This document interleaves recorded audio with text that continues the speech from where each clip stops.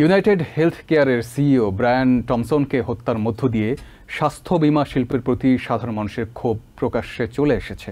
হত্যাকাণ্ডের পর থেকে সামাজিক মাধ্যমে এই নিয়ে বইছে সমালোচনার ঝড়। তবে তা হত্যাকারীকে নিয়ে নয়, তাদের ক্ষোভ স্বাস্থ্য বীমা শিল্পের উপর। এছাড়া জরিপে উঠে এসেছে বীমা প্রতিষ্ঠানের খরচ বেড়ে যাওয়ায় 41% বীমাকৃত প্রাপ্তবয়স্কদের চিকিৎসা নিতে বিলম্ব হচ্ছে অথবা চিকিৎসা সেবা থেকে বঞ্চিত হচ্ছে।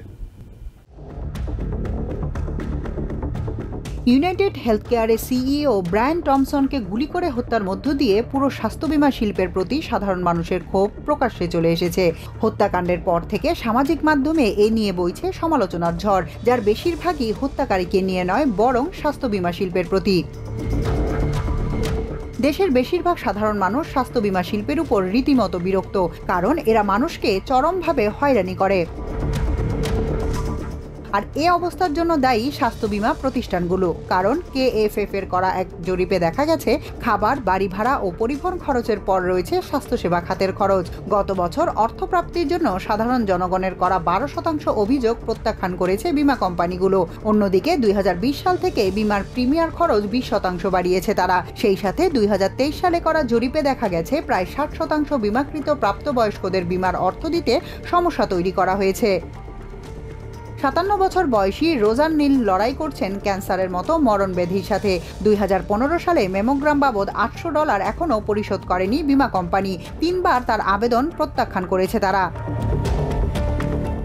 অন্যদিকে CFPB'র করা এক জরিপ বলছে, মোটামুটিভাবে দেশের 100 মিলিয়ন মানুষের চিকিৎসা বাবদ ঋণের পরিমাণ $220 বিলিয়ন ছাড়িয়েছে, যেখানে 41% বীমাকৃত প্রাপ্তবয়স্করা বলেছেন চিকিৎসা খরচ বেড়ে যাওয়ায় দীর্ঘমেয়াদী চিকিৎসা নিতে দেরি করছেন তারা, নয়তো চিকিৎসা সেবা নেওয়া থেকে বিরত থাকছেন। সেন্টার ফর হেলথ অ্যান্ড ডেমোক্রেসির প্রেসিডেন্ট এবং সাবেক health care executive Wendell Potter বলেন, রোগীদের সেবাদানের চেয়ে মুনাফার প্রতি বেশি আগ্রহী বীমা প্রতিষ্ঠানগুলো, যার কারণেই তাদের প্রতি দিন দিনই মানুষের ক্ষোভ বাড়ছে। এদিকে ব্রায়ানের হত্যাকারী নিউ ইয়র্ক ছেড়ে অন্যত্র পালিয়ে গেছেন বলে প্রাথমিকভাবে দাবি করেছেন তদন্তকারী কর্মকর্তারা বলছেন, সিসিটিভির ফুটেজে দেখা গেছে হত্যাকারী ব্যক্তি হিলটন হোটেল ছেড়ে বেরিয়ে যায়। তারপর একটি বাইসাইকেলে করে সেন্ট্রাল পার্কের দিকে যায়। পরে সেখান থেকে বেরিয়ে সাইকেল রেখে হেঁটে কলম্বাস এভিনিউর 86 স্ট্রিটের দিকে যায় সে। পরে একটি ট্যাক্সি নিয়ে উত্তর দিকে যাত্রা করে। 178 স্ট্রিট থেকে বেরিয়ে পোর্ট অথরিটি বাস সেন্টারে থেকে বাসে চড়ে সে। এভাবেই পালিয়ে যায় সে। তবে তার সন্ধানে বিভিন্ন স্থানে তল্লাশি চালাচ্ছে police. Tahmina Tashi, TVN 24 news desk.